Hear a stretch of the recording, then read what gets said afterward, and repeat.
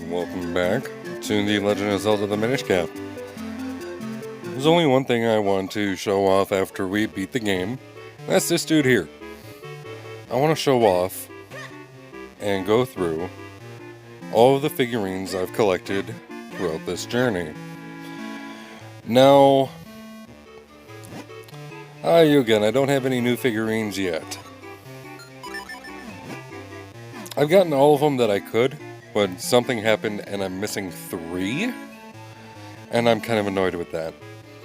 So when we get to those 3, I will still read the message that it goes with it, and I will have a picture of them up. So let's go through it. First things first, we have number 1, Capless Link, a young boy who lives in Hyrule.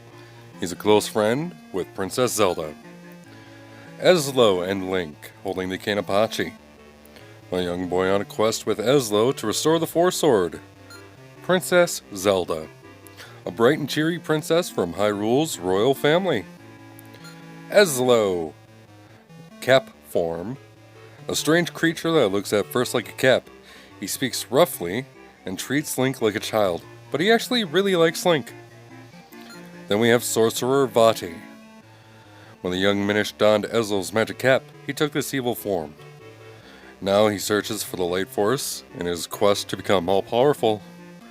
Then we have King Daltis, the King of Hyrule, reported to have been a fine swordsman. He appeared in the Picori Festival tournament as a youth and fought to a draw with Smith. Cool. Minister Potho, the supporting pillar of Hyrule. He is also in charge of Princess Zelda's education, so when she goes missing, he gets frustrated. Then we have the Smith, the finest swordsmith in Hyrule. As a young man, he was a great swordsman. He and King Daltis are friends and enjoyed a pleasant rivalry as youths. Mayor Hagen, the mayor of a town of Hyrule. He's a big collector of odd masks. He's built a shelter into his garden just in case monsters ever attack Hyrule. Now number 10 is Marcy. Second in command at Hyrule's post office, she's mellow and laid back, entirely unlike the high-strung and easily excitable Stamp. And of course, right after her, we have Stamp, a busy, hard-working postal employee. Although he can be a touch edgy, the stamp he uses is his own personal one, so please don't borrow it. Thanks. Rem, the proprietor of Rem's shoe store, using his secret technique. Oh, shoot. He makes shoes in his sleep. Princess Zelda is his single biggest source of income. Dr. Left, a gruff-talking academic type who is obsessed with studying the Picori. He doesn't seem to be aware that they are actually living in his own house. Karlov, a sculptor of finely crafted figurines.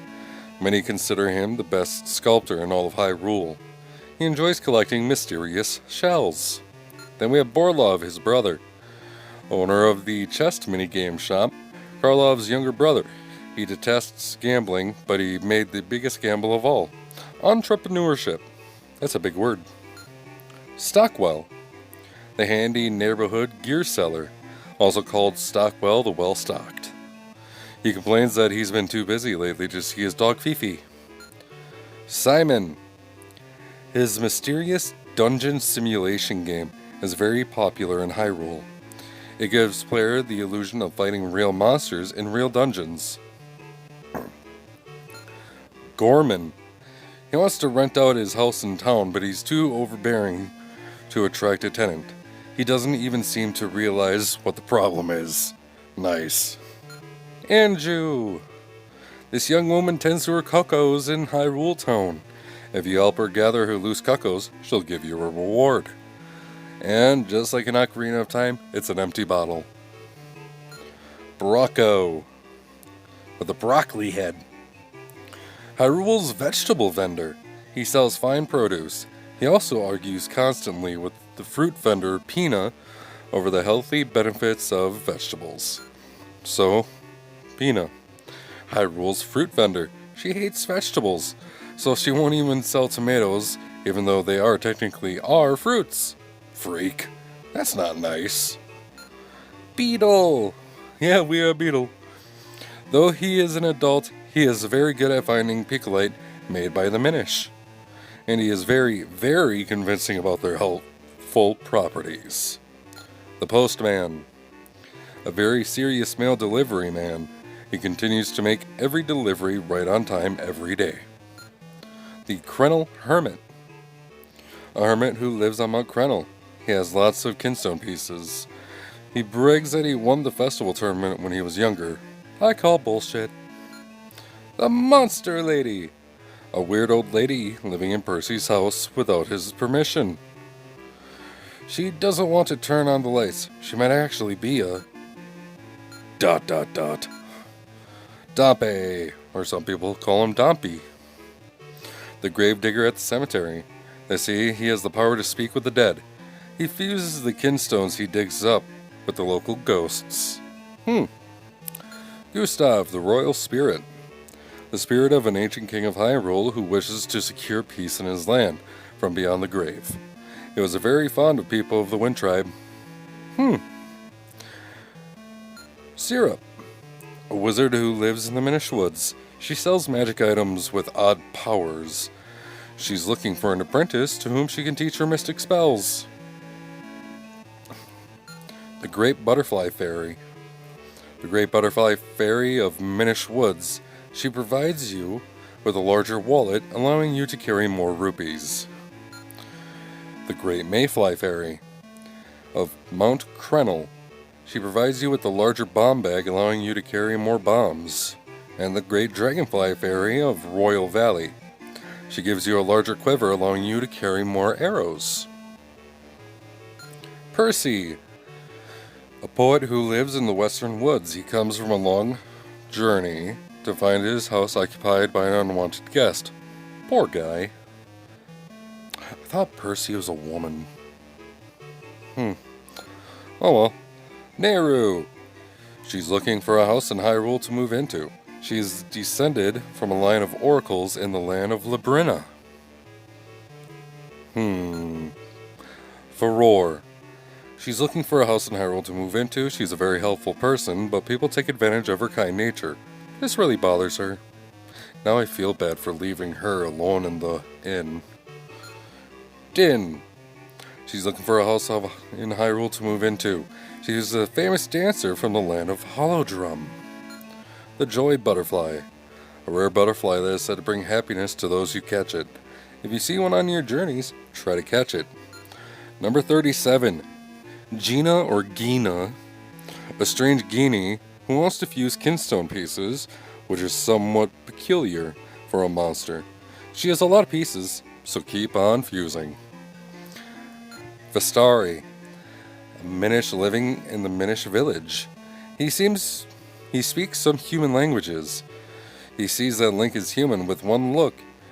He's a bit of a human enthusiast. Gintari. The elder of the Minish, or the Forest Minish. He has lived among humans for a long time. He knows where the four elements are, and he has a twin brother in Hyrule's library. The Forest Picori. Not visible to the eyes of adults, they delight in making humans happy by hiding helpful items and rupees under grass and rocks all over the world. So they do explain the drop items you get from cutting down bushes. Librari. This town Minish elder is Gentari's twin brother. Those large wings that he is so proud of are trophies from a duel with a Cucko as a young Minish. What the fuck? The town Picori. These Minish like humans so much that they move from Minish Village into Hyrule itself. They try to make humans happy, but it sometimes backfires. Milari. He lives with his 7 apprentices in Mount Krennel, which contains all the mineral riches they will ever need. He seems gruff, but he's trustworthy. The Mountain Picori. These 7 students followed Malari from the Minish village to Mount Krennel. Their song is actually a sign that they are full-fledged mountain Minish now. The Gorons. These rock and iron eaters once lived on Mount Krennel in western Hyrule.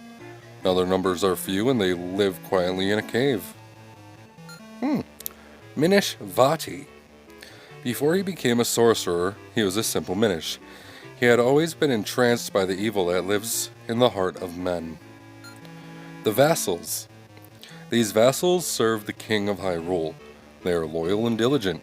Like the king himself, they are courteous yet frank. The Library. The Royal Hyrule Library.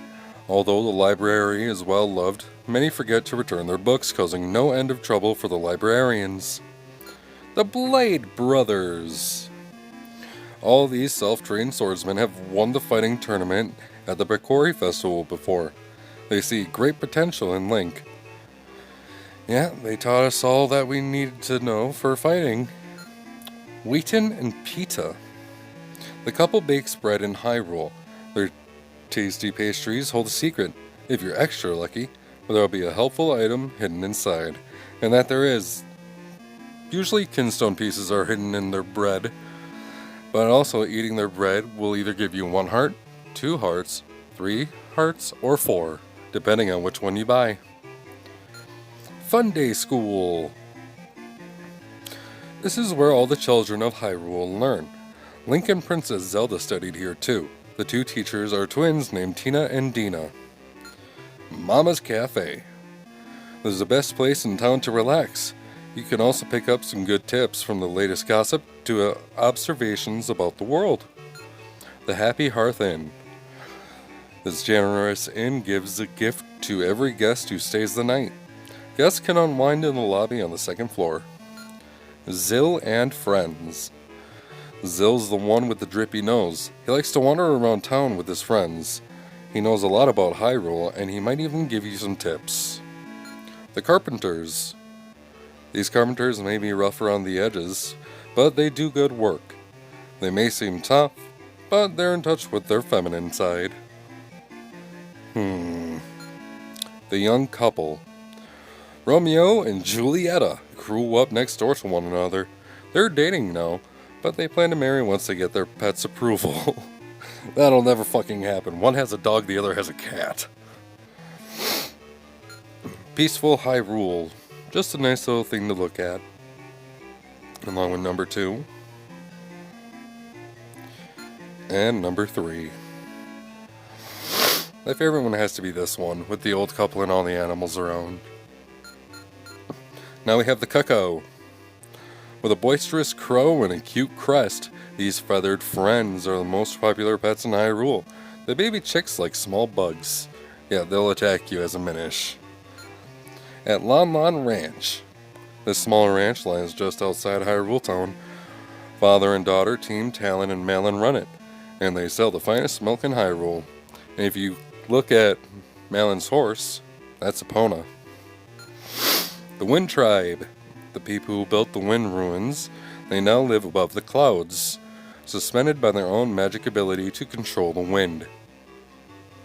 Did not know that. Greggle and the Ghost. An old man plagued by an evil spirit. Coming to his aid will bring you benefit in the end, so if you meet him, you must find a way to help him. The Tingle Siblings. Tingle and his twin younger brother Ankle and Knuckle will help them. And Knuckle. They believe fusing kinstones will help them meet fairies, so they are recording kinstone data on their maps. David Jr. is not technically a relative. David Jr. is in white. Eenie and Meanie.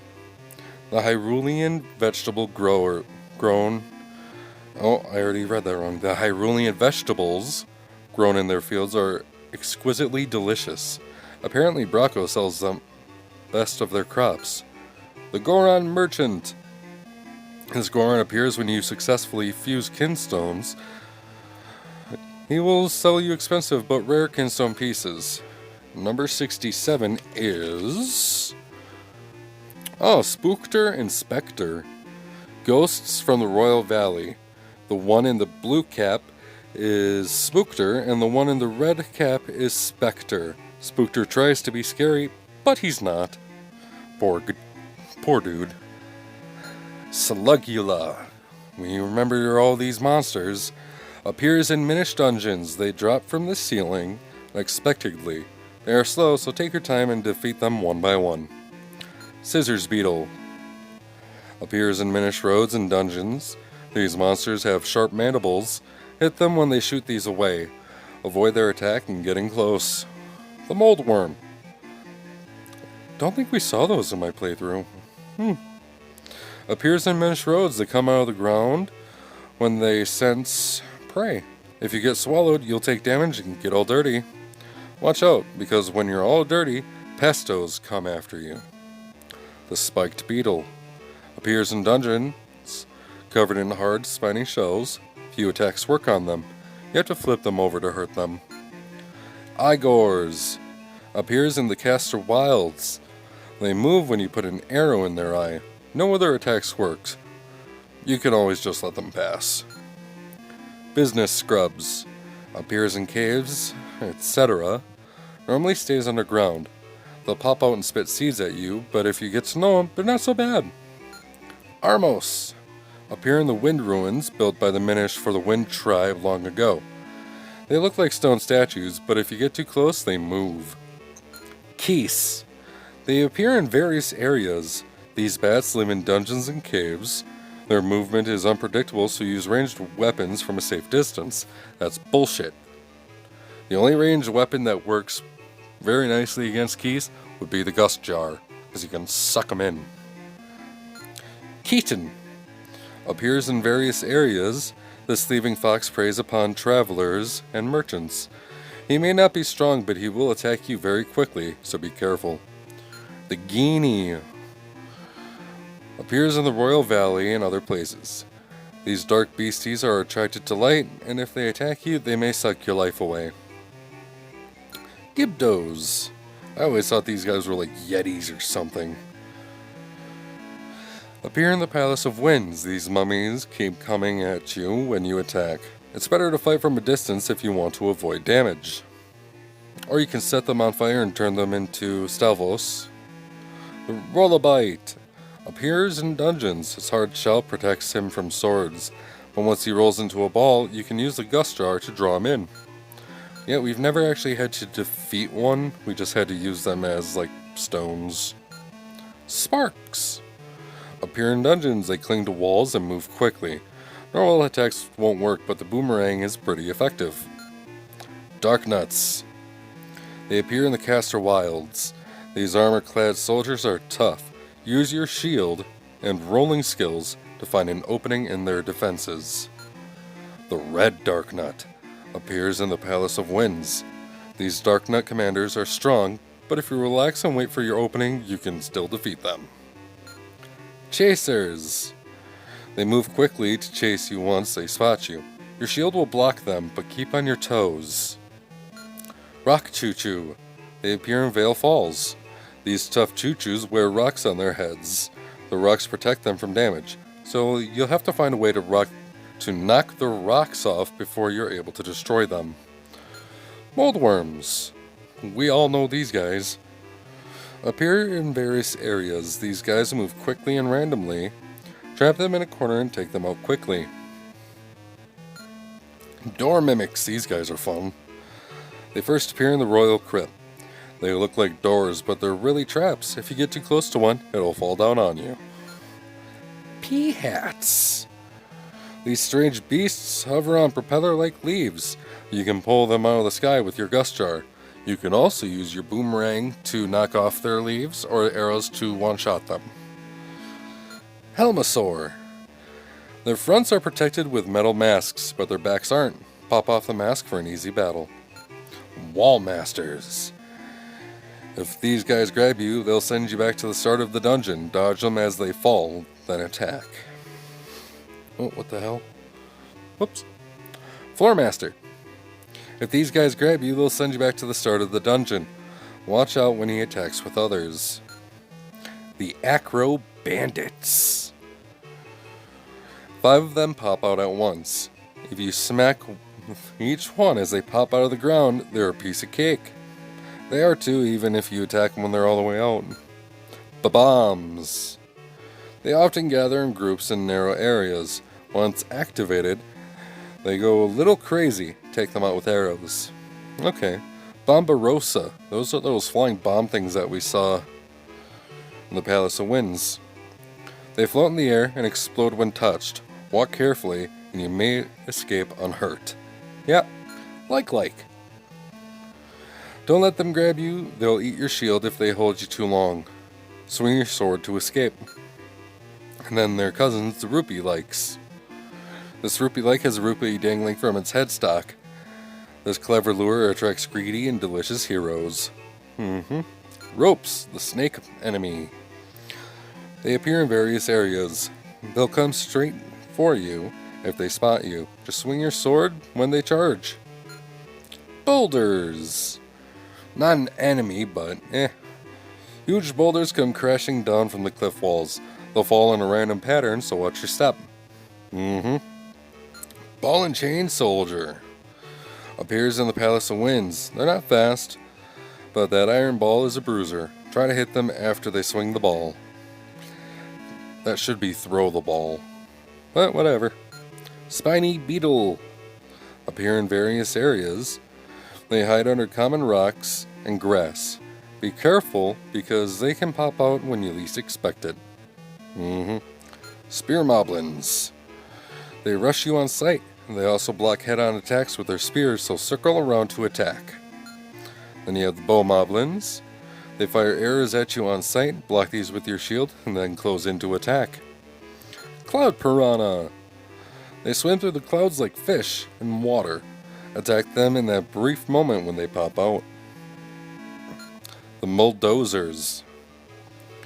There are red and blue ones. They may look small and weak, but their hard shells make them formidable. Not really, if you can corner them, it's a piece of cake. Pestos. There are red and blue ones. The blue ones are stronger and throw things down on your head. Puffstool. Something fun about this is the Puffstool also appears in Pikmin. It's one of the boss monsters. Appears in the Deepwood Shrine. These mushroom beasties scatter spores all over the dungeons. When their caps are red, they are invincible. Then we have our Wizzrobes. They fire magic bolts from afar, hit them when they appear so they don't cast another spell. Fire Wizzrobes wield fire magic, same thing. Ice Wizzrobes, they wield ice magic. They're weak against fire, so attack with fire for a quick battle. Wisps, also known as anti-fairies. They float in midair. They won't hurt you, but if you touch them, they won't be able to use your sword for a while. Octorok. Fucking Octoroks. There are red and blue ones. They've appeared in every Zelda game to date. They spit rocks, so be careful. Then we have the Golden Octorok. Appears in? Well, we're not sure. The legendary Golden Octorok. It can't be confirmed, but they're said to shoot chunks of pure gold. Golden Tektite. The legendary Golden Tektite. Its basic attack is the same, but it has much more power. And then the Golden Rope. It's much more aggressive than the normal ones. It will attack you on sight. The 3 golden monsters. I hate fighting each and every one of them. Crow and Takuri. The black one is a crow. If you touch Takuri, he will steal rupees from you, so be careful. Okay. The Lakitu. They float on clouds. They don't move, but they do throw lightning bolts. Steal their clouds with the gust jar. Stalfos. Blue ones jump and the red ones throw bones. See what happens when you remove their heads with the gust jar. Yeah, their bodies roam around aimlessly. Beetles. They appear under rocks and grass. If they grab you, you won't be able to move. Swing your sword to get away. Choo-choos. Come in many colors. Each color is a little different, but ranged weapons work well against all. Regular Tektites. They move by jumping long distances. Their movement can be unpredictable, so attack them when they are still. Traps. A trap with sharp blades. Some are triggered by nearby intruders, while others follow a set path. Okay, levers. We only saw them for a brief minute. These baddies move freely underground when attacking. You never know when they'll pop out, so keep your shield raised and at the ready. The Matterpillar. I like these guys. This caterpillar moves in a zigzag pattern. If you hit them on the nose, he gets upset and starts running around. Spiny choo-choo. These choo-choos project spikes from their bodies at the first sign of danger. Try a well-placed bomb. The Big Octorok from the 3rd dungeon. 4th dungeon, my bad. Appears in the Temple of Droplets, frozen solid by the power of the water element. He's been frozen for so long his hunger is unbearable. The Gyorg pair, 5th dungeon. Appears in the Palace of Winds. Females are larger than the males. They fly around the Palace of Winds preying on adventurers. The Big Goron, this is the dude we woke up. This is the legendary Goron with a body bigger than a mountain. This Goron is so big, in fact, no one has ever seen all of it at once. The Big Green Choo-Choo from the Deep Wood Shrine. A perfectly ordinary choo-choo. Though not much of an enemy usually, they are terrifying to anyone Minish-sized. Gleerock from the Cave of Flames. A Gleerock with a hard, rocky shell found in Mount Krennel. Hiding in lava, this beast spews fire on everything it sees. Mazal from the 3rd dungeon, the Wind Ruins. Constructed by the Wind Tribe to repel intruders, this sturdy machine cannot be destroyed by any external force. The Big Blue Choo-Choo from the Temple of Droplets. An ordinary blue choo-choo, fighting him while Minish-sized is daunting, but just try to avoid the electric attack. Then we have Zelda and Link. These two became fast friends because of Smith and the King of Hyrule. Zelda wishes that sometimes unreliable Link were just a wee bit stronger. The Minish Ezlo. Before he was cursed by Vati, he was a famous Minish... He is a famous Minish sage. Even among Minish inventors, he was renowned for his amazing creations. The Black Knight appears only in the Dark Hyrule Castle. This is the strongest Dark Nut. With a good balance of attack and defense, it will do anything to stop you. Vati Reborn. The sorcerer Vati took this form after draining the power of the light force from Princess Zelda. The evil beams from his eyes are devastating. Vati Transfigured. Once Vati's body has been shattered, this dark form rises up. All that remains of the evil sorcerer. Only the Sacred Four Sword can defeat him. And last, but not in the very least, Vati's Wrath. This is the embodiment of purest evil, the final form of the power-mad Vati. Its mind is consumed with a hunger for destruction. Find its weakness. I wonder what it is. It's the big ass eye. But if you're able to collect all 136 of this, you talk to Karlov, and he will give you a key, which can only be gotten after you beat the game. Whoops. And that'll be to this house right here. 3 chests and the last heart piece. The most annoying heart piece to get. But that's going to do it for the Legend of Zelda The Minish Cap. So, once again, thank you everyone for joining me on this journey, and I will see you in the next Let's Play. Peace!